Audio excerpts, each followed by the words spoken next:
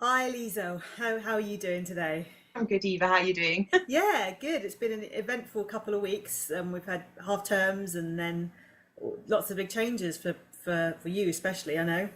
So let's just get in and start talking about all what's going on. And we were mentioning just before we started recording about places in the world to go to. And on Saturday, I went to a presentation, or was it a presentation, a kind of a discussion really, from various people at Dartington Hall in just outside Totnes, and Sasha Stone from New Earth Nation was there, and it was lots of interesting stuff. And of course, you get a variety of different people that come to these things, and but he was, I kind of basically went because I was interested in what he had to say, and he's one of those people who's got lots of information and he's got his fingers in lots of different things going on all over the place. And one of the things that he's doing is he's involved in is setting up this community in Bali. And 2 and a bit years ago, we all went to Bali, and this was before I knew about the New Earth Nation stuff. Is it called And New Earth Nation? it's called New Earth Nation, yeah, Because yeah, when I Googled some stuff, it came up as new. Something was there called New Earth Haven, and I wonder if yes, that's the yes, same. Is that the same thing? yeah. So New Earth Haven is the place in Bali. Right. It's in Ubud, which is kind of when you fly into Bali. Ubud is one of the main towns in Bali, and I mean I'd went there 20 odd years ago when James and I were backpacking, and so this time we went with the kids and went to quite a few islands in Indonesia. It's a perfect time to go in the school holidays because it's not raining season, whereas Thailand and other places are not the greatest places to go to in school holidays, but Bali and Indonesia is brilliant. In So, the summer school holidays. pardon? In the summer school Yeah, holidays. yeah, because we Ah, took 6 weeks and went okay. to Indonesia, and when we went to Bali to Ubud, I personally went because Robin Lim was there, and wanted to meet her, and took her some stuff that I had from the shop, to like some nappies and clothes and stuff for the babies and things, because Robin Lim is one of my personal heroes. What she's doing with birth, and what she's been talking about with birth for however long, is just where we should be with birth Yeah. all over the planet. Is that So where she lives? pardon? Is that where she lives? She lives in Ubud. Yeah, she's American, but I think she's got her heritage in terms of her cultural heritage, and her family are from Bali, but she also spends time in the Philippines. Right. And well, she kind of went to the Philippines when all of the tsunamis happened, because she was helping out with midwifery there. But and I think we've mentioned this before, but her kind of influence was a woman called Jan Pavarati Barker, who had this little phrase which Robin talks about, which is gentle birth heals Mother Earth, and this idea that if we get birth right, then we get everything right, because then I mean, I really believe that it's such an integral part of humanity, how we birth. And so that's why we went to Ubud. Well, I went to Ubud to meet Robin Lim, and where this New Earth Haven is in Ubud. I think a bit north from Robin, but they have built this community that is based on the principles of of resource-based economies and co-creation, and just all of the things that we're looking at, with regards to how we could live in the future. So yeah, if you could go there, go and have a look. Yeah, I'm really keen to do something like that this year with the kids. And I think, yeah, the question was in my mind was, well, where on the planet are there places or examples that we could just go and experience? And also as well, I just think, where we are at the moment is, we just feel like we really want to take some space, some time out, and go to somewhere where we can live a bit cheaply for a bit longer, and just reassess where we want to go kind of in our next step. But at the same time, really kind of being drawn to those places where this new paradigm is already Yeah, starting to kind of form. yeah, So yeah, I'm going to definitely look into that. When I googled it, I found the New Earth Haven, and it looked like it was his place. But I just want to double check with you if it was connected yeah. to the And New Earth. the idea is that there will be more of these kind of communities that spring up all over the world. So it's not about there just being the one place in Bali. It's like, okay, here's the model. If it works and it is working, then go and do it in wherever else. And he's just about to start doing one in Sierra Leone, in Africa. So that's interesting. But there's people who are, who are wanting to do similar things all over the planet, not just. But what's interesting, which I kind of agree with, is they're kind of looking at places that have got the climate for it. So, Bali is a tropical kind of place and it's got the heat, and that appeals to me because I'm just, I wouldn't want to do that in the cold, Yeah, exactly. So when did you set this up? It's only been going a couple of years, if not less than that. I think there's actually a proper launch thing happening in April this year, and but yeah, I think it hasn't been long at all. And what was his motivation for getting it set up? So is he coming, because I know you've mentioned him before, and I haven't looked into much of his stuff yet, but it was his motivation about a resource-based economy or co-creation, or was it just all of it together? What's interesting about him and the New Earth Nation is it really does have its tentacles, I suppose, in all the different facets that we are probably interested in. So they've got New Earth University, and they talk about parenting and birth and vaccinations and nutrition and farming and star people and all of those things that resonate with me and you. So actually it's like perfect. I suppose what it doesn't appeal to with the traditional kind of RBE people is because it has all those kinds of things into it. But for me, they are perfectly connected, and that's kind of one of the things that I was thinking about today. How is that? Like the stuff that we do, the things that we're interested in. So the activations and the downloads that we get through listening to particular things, or the work that we do. How is that related to RBE? But it so is, because for me, getting yourself upgraded and on that frequency is all about the new earth and the new kind of paradigm of living. It's nothing to do with the dense money-based reality that we're in currently, so and I was just yesterday I was listening to Mary Rodwell, who I think I've mentioned to you, and she was a midwife. So again, the connections with all this are just fascinating. She was a midwife and then became a hypnotherapist, who then, through doing regressions with people, discovered they were talking about off-world existences and experiences that they had with light beings or extraterrestrials, whatever you want to call them. So she kind of started thinking, well, what's this about? And then has been doing lots of research, and she's just written a new book, which I've just bought because I thought that's the next book I want to read about these children, especially the children. And I know you've probably seen the video that I did with Tracy with the Star Kids, because and so I was thinking, well, how is this linked in? But it so is, because these kids are coming here, to bring in this new way of us being. And all of the energetic upgrades and things that we're talking about or having are to put us in that direction, so it is related. What's her book called? Yeah, I will tell you in a second, because I just bought it, and it is called The New Human: Awakening to Our Cosmic Heritage by Mary Rodwell. So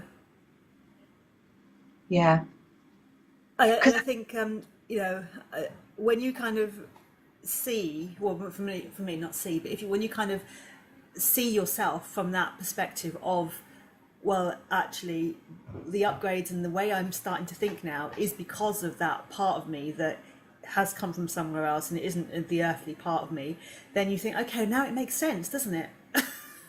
And do you think as well it makes sense even more as a mother, because you just think, you're creating this space now for our children to step into, and sometimes that next step hasn't been created for them.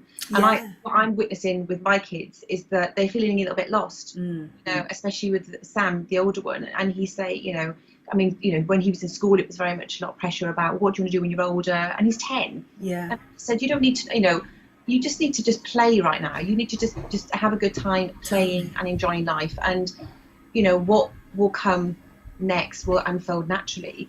But at the same time, it also feels like he's here. And I'll say to both of them, look, you know, you did come to this planet to fit in. You come here to actually do something different. So you might not know exactly what you want to do, because it's about you creating it. So I see my role as well, and what you've just said about allowing them to be in the environment where they can receive those downloads, and then there's the right tools and the right people around them for them to implement what they need to implement. That makes sense. Yeah.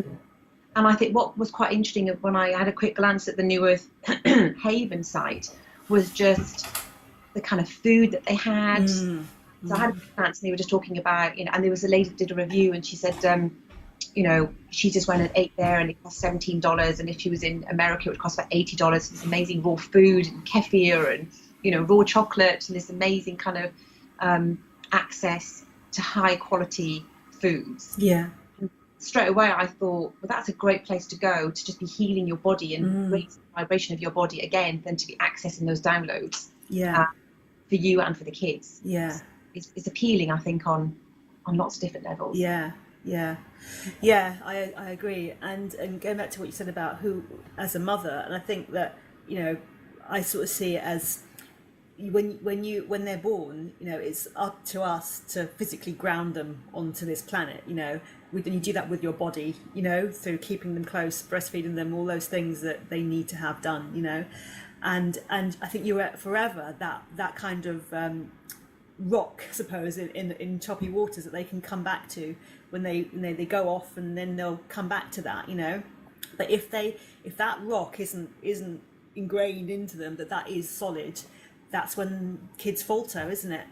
And you know, and I sometimes, and I also think, well, how does, you know, what we talk about in terms of parenting, attachment parenting, or whatever, link to this? And I think that is it. You know, it's giving our kids that foundation, so that they know that, yeah, they can go off and do all these weird and wonderful things, but and eventually that rock will become part of them, you know, because they will have landed onto solid ground, you know.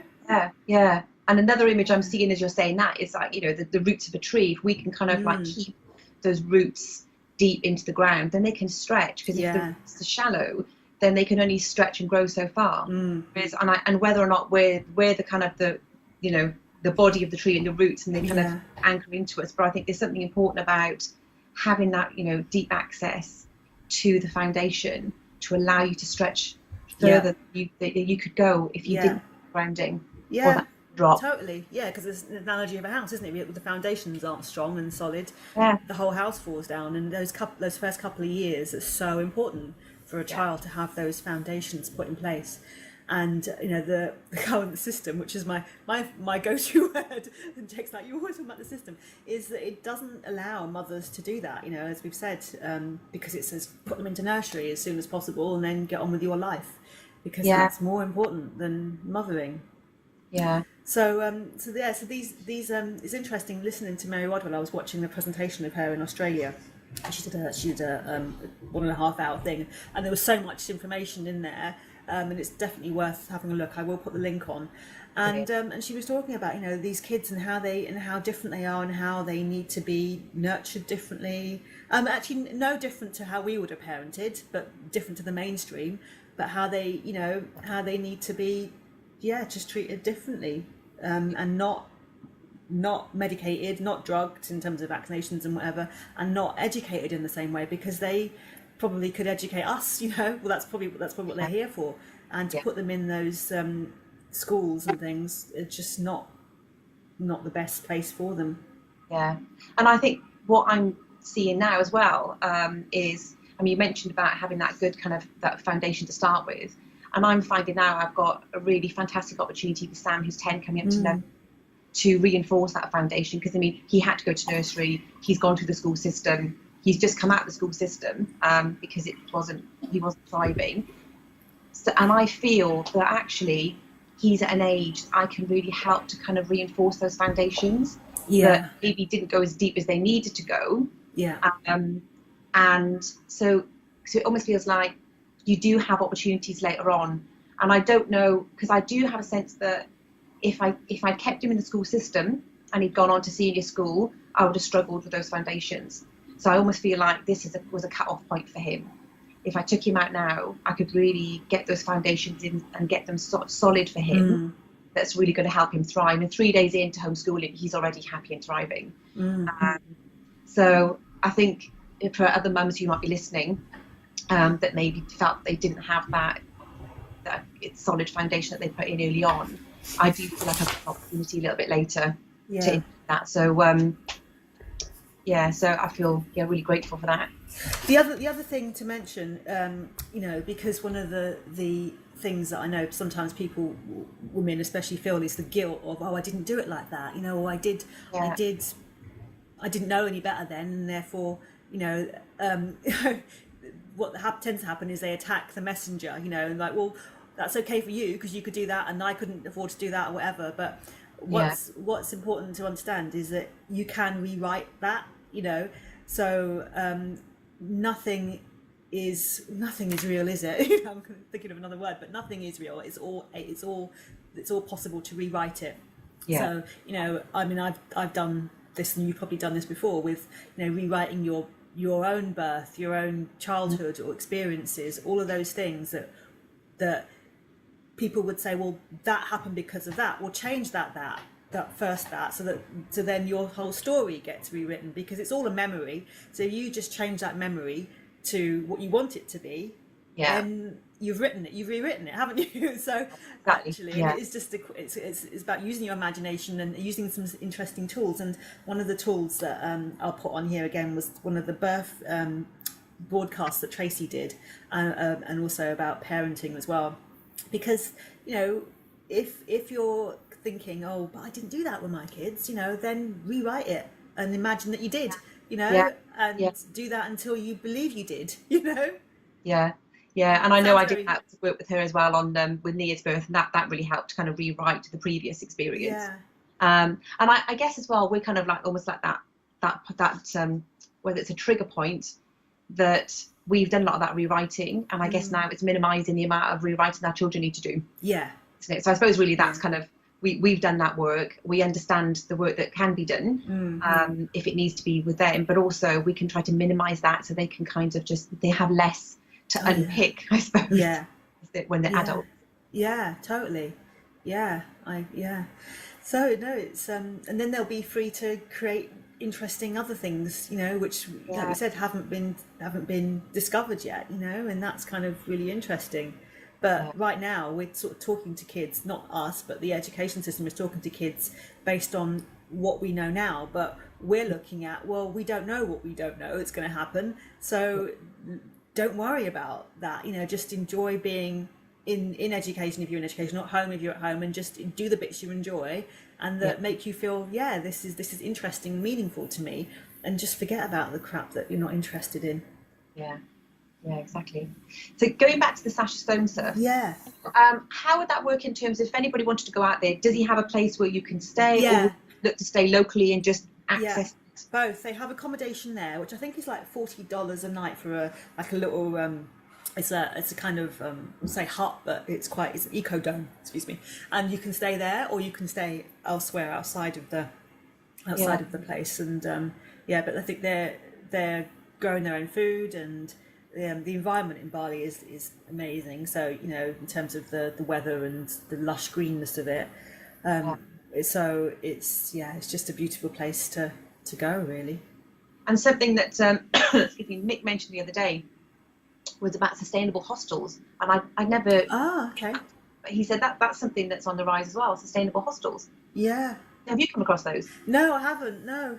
I mean, last time we went hosteling was many years ago, so I don't know about them. But what does it mean in terms of making sure they recycle and all of that kind of thing, and how they're built, I suppose? And I think as well they might have kind of like wind turbine energy. And, great. And they might kind of get their water from a more kind of natural source. And I'm sure he said there was one in Brighton. Okay. I haven't had a chance to do any research on it, but I just thought that was interesting, because again, if you're going to do some travelling, and you want to experience a bit of the RB lifestyle, or just more kind of sustainable lifestyle, then there are these accommodation options that you can kind of use as your base as you're travelling around. Yeah, and I suppose there's probably lots of networks like permaculture networks and places like that would you'd be able to find people with. And there's things that are happening, and there's things that are available now. So, for example, the Ubuntu network. Have you joined that yet? Yeah, I have. That might be a place to, if you know where you're going, contact with people that they're in that area. Yeah. And then the F-Day guy, Colin, is setting up a new database. F-Day? Yeah, so the F-Day is Freedom Day, and Colin Turner, that's his name. So he's written the book that I was going to lend you when I see you. The second Dawn of Man, it's called, about how we. It's a fictional book, but it's about the transition to a moneyless society, a moneyless world. And he's got the fictional book, but in real life, he's creating a website and online kind of sort of matching thing for people who've got services and skills to share for free. Also, one of the things that I've come across over the years is an organisation called Servas, which SERVAS, and they are an online kind of, what is the word?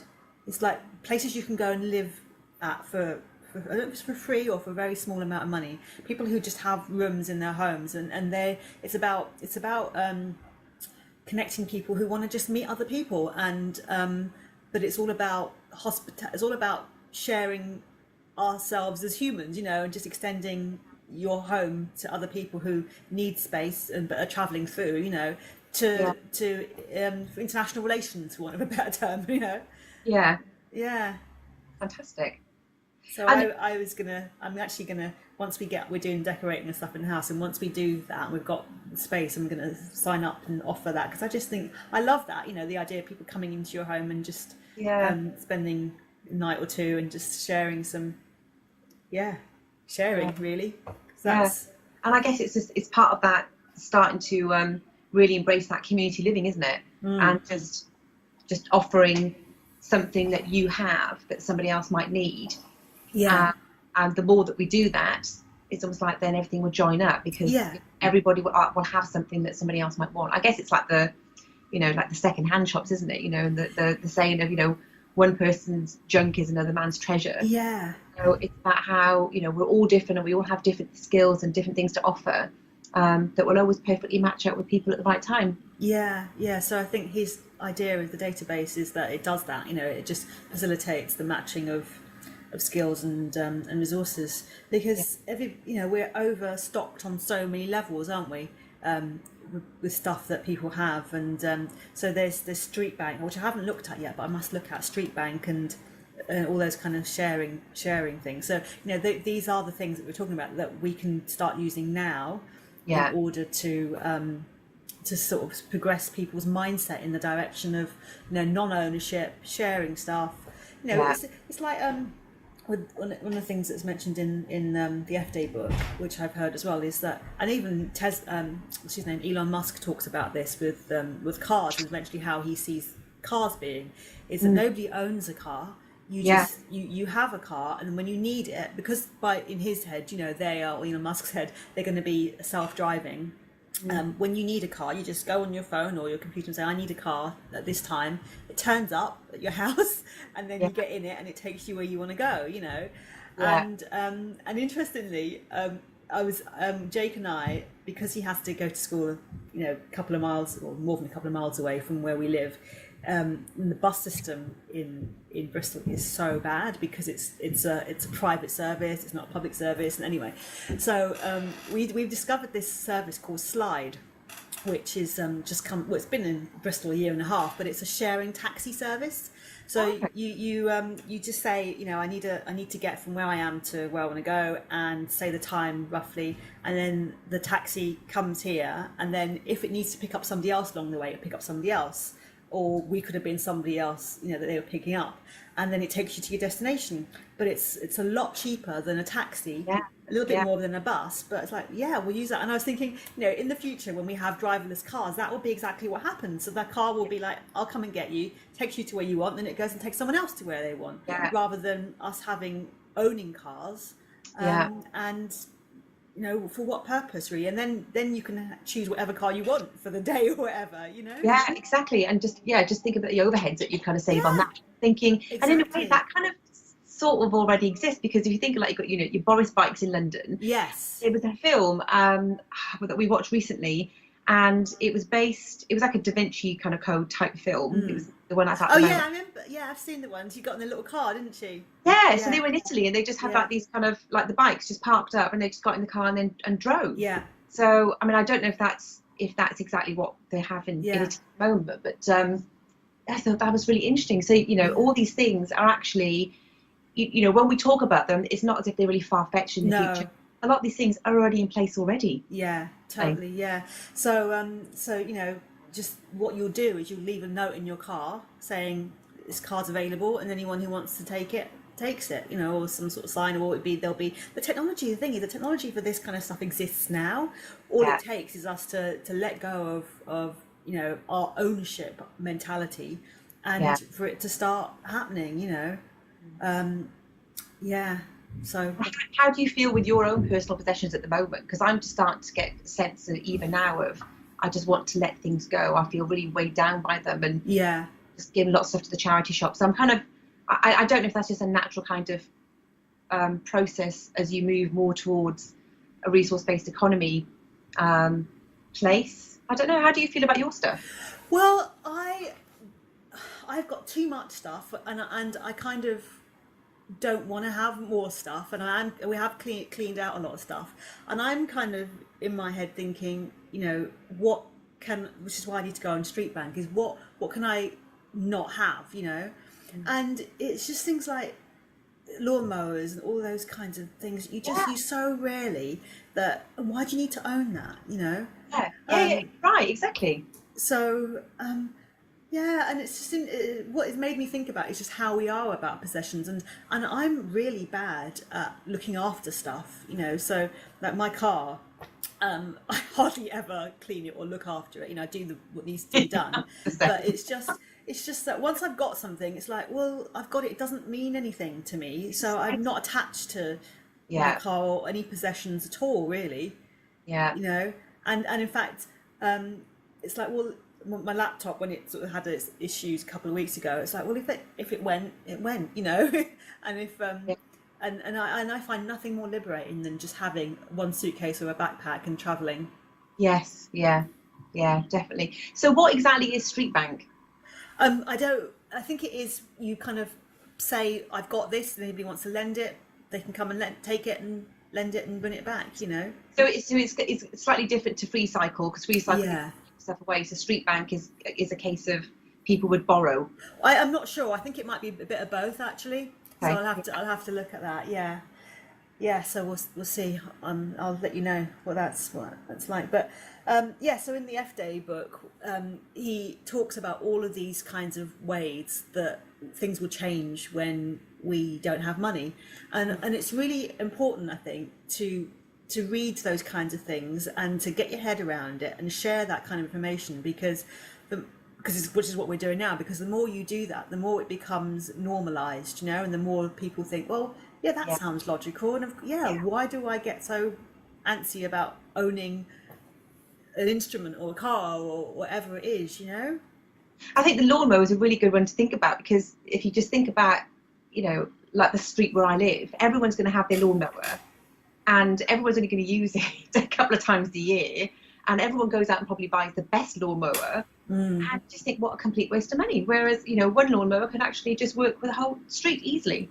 Yeah. And you just have time to kind of like share it out with other people. Yeah. But unless you stop and think about it, you're on that automatic kind of treadmill, aren't you? Of you just buy it because you need it. Yeah, you know? Like drill. I mean, how many times do you use a drill? I mean, we have got a drill, and it's like, why do we have a drill? Yeah, exactly. It's kind of crazy, isn't it? Really? Yeah. So I just, you know, one of the things with the Venus Project is they talk about, you know, the libraries of things, and you just go and I fancy learning this instrument or whatever. And I remember thinking, I was talking, because Jacob's is quite musical, and when I was a kid, I had to learn the violin because my mum wanted me to learn the violin, and I had no option to try any other instrument out really. And I just thought, and I'm actually quite musical myself, and I think, well, and I'm sure that's probably where Jacob gets it from, but I might have really loved playing something else, but Yeah. never had the opportunity to, because it was like, you know, schools and their cuts and all the rest of it, you just didn't have access to those things.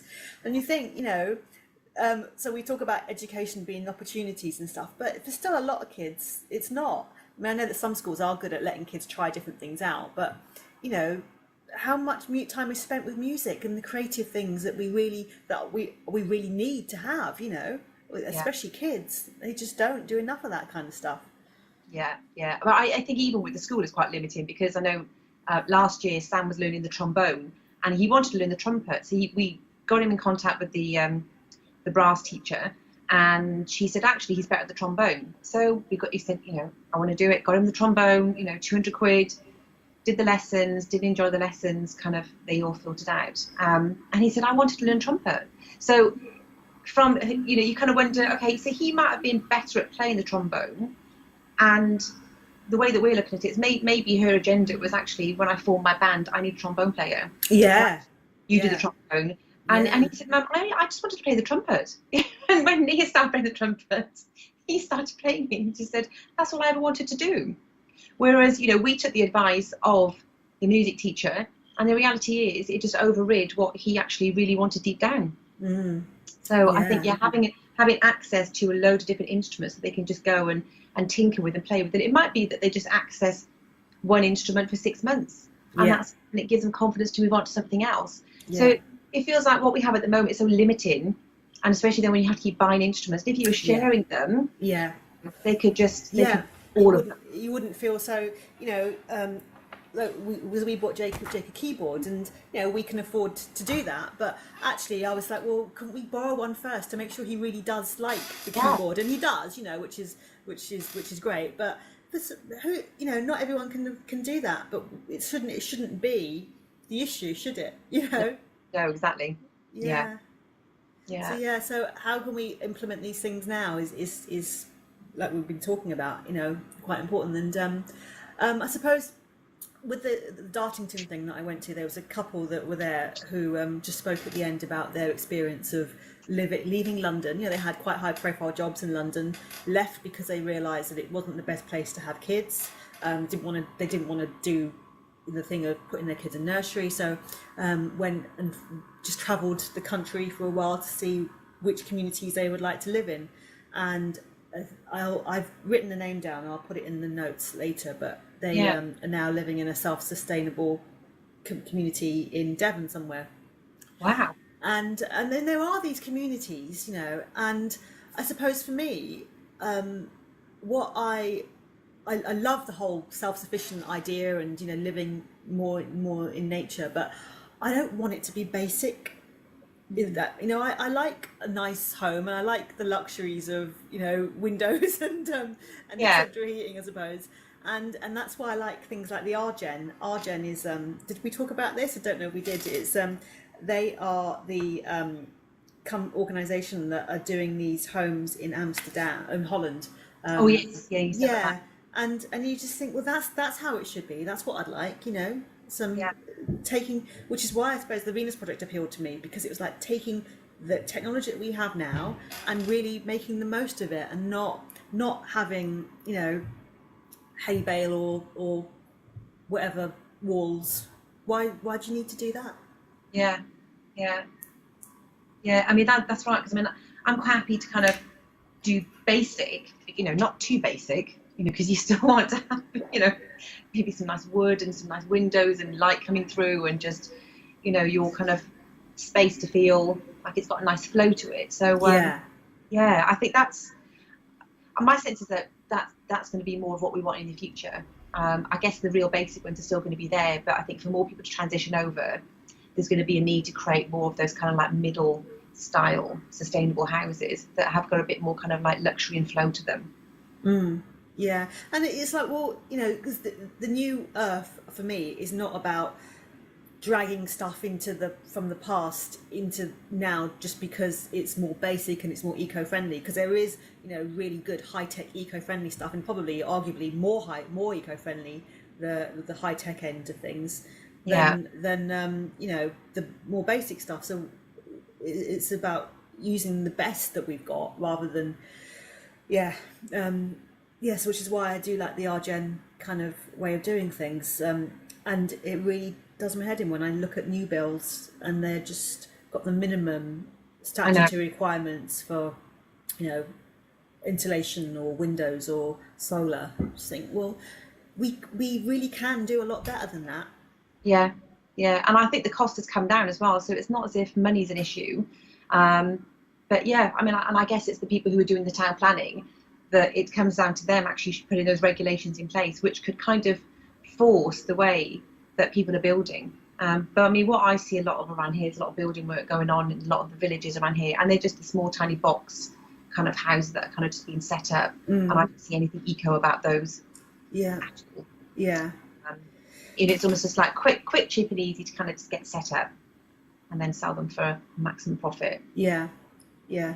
Yeah. I always hear on the radio here about issues like that with housing, and not just that kind of housing, but then there's no social housing being built. You know, and both you and I grew up in social housing, and you know, if that wasn't there, God knows what our parents would have done. You know.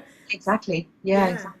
Yeah. So you just think of people that are just so restricted, as they kind of noosed around their neck with having to pay huge rents and things because it's just not an option. Yeah, exactly. So the thing that you went to on Saturday, was that with Sasha Stone? Yeah, he was there, and there's a few other people there. And I have still got a flyer here. It's called End of Empire. You can see there, and there was a couple of people there. So one of the other things that Sasha Stone's been talking about, and is called the International Tribunal for Natural Justice, and I've heard a few other people talk about this as well. So it's like I don't really know enough about it. I just know it's about hearing people who have had experiences that haven't gone through the legal system, our traditional legal system. And one of the things that's come up quite a lot, and again, I look at how is this linked to the whole New Earth kind of movement, and I'm not really sure, but it talks about all of the child abductions and abuse that's been going on, and then interestingly, I came across, you know, how YouTube kind of shows you what you've been similar things what you've been looking at. I came across Ashton Kutcher, you know, the actor. Yeah, I come across him the last week or two as well. Did you? Yeah. Yeah, talking about his Thorn software. Yeah, I thought what he's doing is great. Yeah. I just thought it was disturbing when he was giving that account. But it's interesting I came across that the last week or two as well. Yeah, it really. I listened to it yesterday, and it really, you know, it leaves you with a really uneasy feeling when you hear about those kinds of things. Yeah. And so it, you know, but I thought great, because it is being shared that is going on, because, and you just think, people that know about this, what the hell are they doing not talking about it and not you know, reporting it? But then again, I was listening to Sasha talk to Teal Swan, you know, Teal Swan, and was she at the conference? No, she wasn't there, but she was on video on YouTube. Because I've come across her recently as well for the first time. Yeah, and talking about her experiences of being abused, you know, and ritual satanic abuse that had gone on in her life. Yeah. And then you kind of think, well, it does kind of link, because the people that are doing this are those people who are controlling the money system, and that's why it is relevant for us to break down that, because it totally needs to be broken down. And when they were talking about the number of children that had disappeared, you just think, how can that happen? Yeah, without the wider society actually knowing about it. But then again, you look at Syria, and these kids are left without parents and family members, and those are prime targets for trafficking. Yeah. Which is what Ashton Kutcher was talking about, did you watch the whole of his presentation? Because he then talked about, you know, slave trade in terms of manufacturing and kids working and sexual slavery, and it is sometimes I just think, well, I don't know if I should be watching this, because I'm not sure what I can be doing about it, but at the same time, getting that information and spreading it and talking about it means that people might realise that there is an issue and how their actions impact on it. Yeah, no, I didn't see the full presentation. I saw him kind of, it was almost like a summary of it, and he was getting really emotional. And it was almost like he was saying that he was getting attacked, you know, by these kind of people saying, you know, stick to your day job, mate. You should get involved in politics and all that kind of business. And he was just recounting his company, what they're doing, the abuse. He had to watch some kind of video of a child the same age as his, and he could see tears over it. It was quite horrific. So that's the bit that I saw, and it's interesting because I think on the one hand, you do see it, you do kind of question, well, what can I do about it? And what comes up in me is like, well, you become even more kind of fearful and protective over your children, and I don't necessarily think that's really healthy for any of us, is it? No. Because as soon as I hear it, I can feel myself kind of thinking, I want to limit what they're doing, and that's just limiting all of us. You know, I might want to limit traveling or kind of, but actually it's not even that, because you can go into a local town and they could get snatched. So there's this fear that kind of surrounds it all, and I think it's trying to find a place where you can expand and grow and teach them to grow without feeling like you can't, you know, let them off this leash. And also as they kind of come into the age where they're growing and they need to kind of start going out a lot more on their own, it's finding a space where you can feel safe that, okay, these things are happening, but in terms of how you manage your own children, not for us to kind of completely close down as mothers. So I don't know about how it makes you feel, but it's an interesting one, because I remember thinking about, when I have had conversations with them, does having the conversation put the idea into their head that may never have occurred to them, or is it educating them to be aware of those things? I don't know. I'm not sure. I mean, when I have conversations with them, I've always said, you know, you will know if something's not right. You know, you'll feel it, and actually at that point, you just call me and I'll come and get you, whatever it is, you know, wherever it is, or whatever time it is. Especially when they've had sleepovers and I've not been really sure about where they're going. You know, in terms of knowing the parents. So they know. I think they know how to sort of judge their own sense of what feels right, you know, but it's a difficult one, isn't it? Because I suppose as a parent, because I suppose that's what we want to instill in our kids, but I suppose as well as the parent, it's like the fine line of how much do you tell them, yes, how you can keep that you find the right balance, that you kind of you instill that kind of alert system in them, but you don't make them terrified. And I suppose it's going to be different, isn't it, for each parent and each child as to where that line is. Yeah, because, you know, the initial response is, I've done something wrong to attract this, you know, not to attract it, but I've done something wrong, you know, and that's why kids don't talk about it. And it's like knowing that actually, it's an interesting thing that happened to me actually when I was a kid, I was in the cinema. I was about 9 years old. I was in the cinema, and I was quite young to be going to cinema with just a couple of friends. In primary school, this was, and it was to see Superman. And it was like 2 other kids from school, and it was quite an empty cinema. But this man came and sat next to me out of this big empty cinema and put his hand on my leg, you know, and I was just quite shocked and didn't know what to do, and just kind of moved towards my friend because I was sitting on the end. And then he eventually just left. And I didn't tell them or didn't tell anyone about it, you know, and I've always wondered, why didn't I say something, you know, and then years later, when I was in Goa, I was in my 20s, and this guy just was harassing me and following me, and I went home and said to my dad, we were saying, this guy is following me, and my dad got so angry that he just literally he went off to find this guy, and he didn't find him in the end. I don't think he found him, but my dad's anger at that point, even my 20s, made me understand why I didn't say anything when I was 9, because even though the anger was not directed at me, the fact that I'd made my dad angry made me think, oh shit, you know, what have I done, you know? And I think that gave me kind of insight into why kids don't say sometimes. It's because they're worried that they're going to make their dad or mum or whatever angry, but that anger isn't directed at them, but they don't know that as a child, you know? As a 20-something, I was able to say, oh yeah, my dad's really angry, but this guy, not at me, you know, he was angry that this guy had done that, you know. Yeah. And so I just think sometimes it's like, and I've said, this is what I've said to them, I've told the kids this story, you know, both of them, and said that anger is not at you, it's at these idiots that are doing this, you know. Yeah. And I wonder as well what else. I'm thinking, I remember when I was living in London, and a friend and I had, you know, a really interesting experience. I was on the bus the one time coming home from work, and I was coming back to Chiswick, and it was a crowded bus. And, you know, I was sat down, and all people kind of like stood really close. And there was a guy stood really close to me. And then as the people got off, I was reading my book, and I didn't realise, but he was still stood very close to me. And he was rubbing himself up against my leg, which I didn't quite realise at the time. Yeah.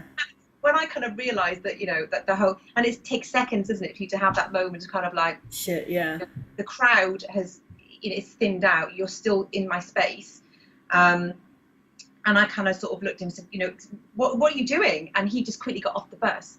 But I remember in that moment that there was, and I was like mid-20s then, but there was something in me that I didn't want to cause a fuss. You know, so even like with the anger with the parent, it's the causing a fuss in public, you know, because I often think like I should have, you know, gone absolutely mad and kind of screamed at him or did whatever. But, you know, it was enough to kind of acknowledge what the hell you're doing for him to kind of just get off the bus. But then I felt so shook up, and I couldn't even say to the people next to me, you know, what had happened. So it was a really interesting experience. And another friend of mine, she was on the train and got flashed at. And again, she just felt completely paralysed, and she was kind of like late 20s at that stage. So it's a case of then she just felt paralysed with fear in terms of what she could do. So I think there's, I don't know, it feels like there's a lot of kind of different things that are maybe within us at that younger age, where I think if I was older now, or, you know, at my age now, if it happened, I'd be much more vocal about it. Yeah. I just wonder if it's just an experience thing, and it's just as you know, become more in your power as you grow into, you know, becoming more of a woman. I don't know. What do you think? Yeah, I think you do, and you also, you know, I don't think you need to ever have any of those experiences, really. You know, ideally, none of us would have any of those experiences, would we? And likewise, you know, these kids, like the Ashton Kutcher film, he was saying that 2-year-old girl, she'd been so normalised to that that she didn't think it was anything wrong, you know. And that is the thing, isn't it? You become, and going back to the whole money thing, we've become so normalised to it that we think that that's an okay way of us living, you know, in this cycle of work for money to then live, you know. Yeah. And so what was interesting, and I kind of, about what he was talking about with the sex slavery and the trade slavery, was it is about money. Okay, so there will be some people who will always do that, but then it's like, well, hopefully we'd look at how we can support those people to not have them do that.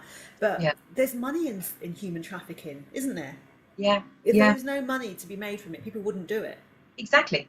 Yeah. So, you know, so it does link into all of this stuff, because actually breaking that down from that point of view does free it up to not be there in the first place, you know. Because I guess if you think of that middleman or person who does the snatching to kind of hand it on to somebody else, you know, the money's flowing that way. So if that person didn't need that money, then there wouldn't be the incentive for them to even do that in the first place, would there? Yeah. And then the people at the end who are actually wanting to have, you know, have that, you know, create that situation with that child, then they're the ones that need the psychological help and therapy to kind of help them through that. But that middleman, there'd be no need for them to even be attempting to snatch children or traffic them, because there'd be no incentive for the money. Yeah. And one of the other things he talked about was the foster care system, and how that is, you know, the kind of breeding ground for this to happen, you know, in terms of kids. Yeah, because he was talking about how the stats with regards to kids ending up in care, becoming more likely to end up in prison, and all of these kinds of things. And you think, you know, so often you hear about kids who are put into foster care homes or, you know, families, and that's where the abuse starts, you know, because, you know, I like occasionally we've spoken about fostering, because, you know, now my kids are a bit older, and I'm like, I don't have the time. I'd love to, because I don't have the time, because I would want to invest my time and energy into really looking after that kid, you know.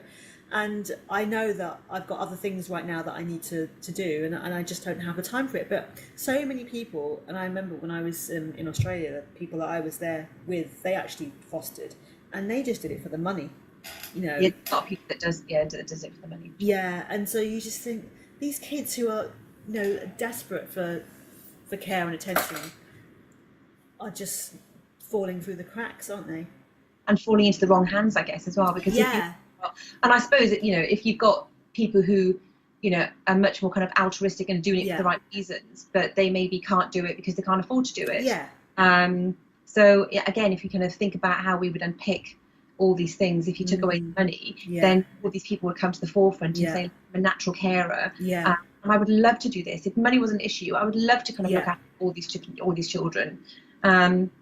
So, I mean, I always find it fascinating we have this conversation, because when you realise the tentacles that money has, you know, in absolutely everything, and how it kind of doesn't make things function fully, and then it feels like the moment that you would take those tentacles out, that they would be free to kind of spin properly, you know, for the right reasons. It's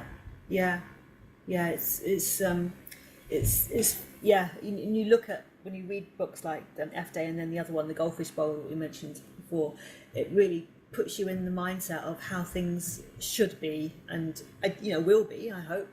But it also makes you really frustrated about how things are now. Well, it does make me frustrated sometimes. I just think, oh, you know, and how quickly this would come about. I mean, I know I had a conversation with Mick on Monday about this, and we were reading the section of the book about social change and it breaking down, and that, you know, that possibly it needs to get to such a bad place for it to break down. And just think, oh, really? Does it really have to get that bad?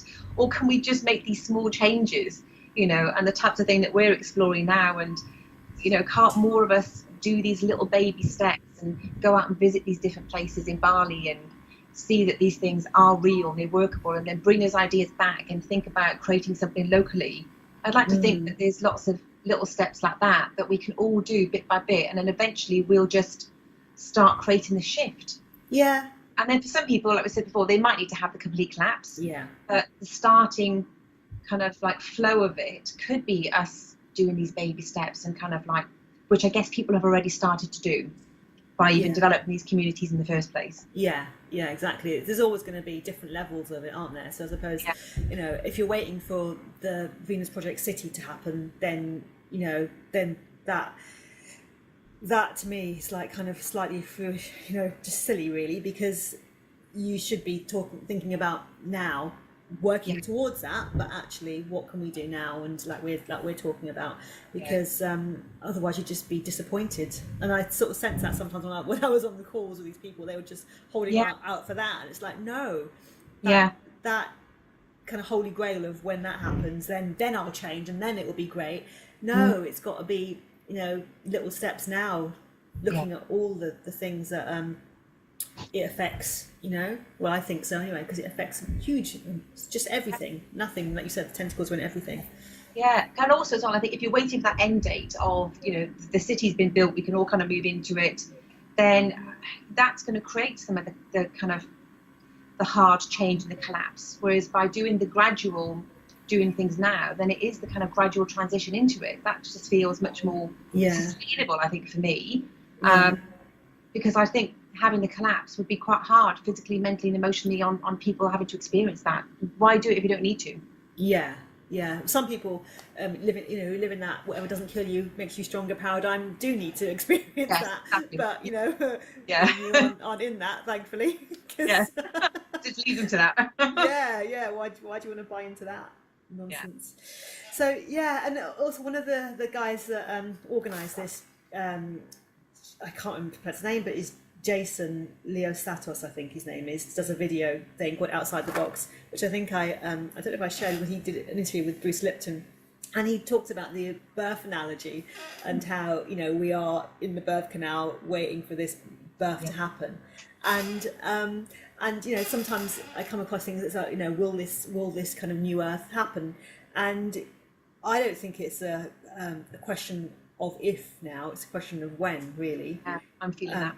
And because it's a bit like you can't maybe be pregnant. Either you are or you're not, you know. And and we are, and Yeah. this birth is happening, and it's like we are in that labour pains of birthing this new earth, and you know, it's just, you just don't know when the actual moment of birth is going to happen, but it's like you're looking forward. I'm personally looking forward to that, and setting up, you know, getting things ready for it, so that it's not a major shell shock issue when it happens. Exactly. Yeah. And are there any other places in the world like similar to what Sasha Stone's got set up, or is he the only one of at the moment? Oh, not that I know of. I can mention up in my head, but there are other places. Yeah, there are. I know he was talking about places in South America that have been talking about doing it, but I don't know to what extent they are doing the same kind of model as the Bali place. So it'd be and I suppose the other thing, other communities to look at, sort of co-housing communities, which are, I suppose, stepping in that direction, you know. And there's loads of those kinds of places all over the world. Yeah.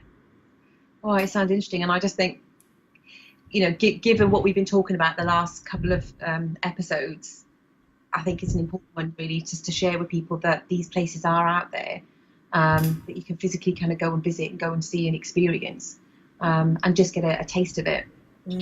So that's what I find quite exciting. Yeah. Although for me, I was like, well, I've been looking at it with a view to, well, where am I going to go and live? You know, because I do think that with me, you know, it's like in a few years' time, that's what I'm looking at. Where would it be to go and actually move to? Which is what you're looking at, isn't it now? But yeah, which kind of feels scary because it's a bit sooner. Yeah. But I think part of me as well just feels like we just have to do it. We need to kind of just move into, you know, the next move has to be to a place as near as this is possible, you know, or whatever that next step looks like that we can kind of like move towards and No, I agree. Great. Well, shall we finish today, and then we'll speak in a week or two. Right. Yeah. Bye. See you later. Bye.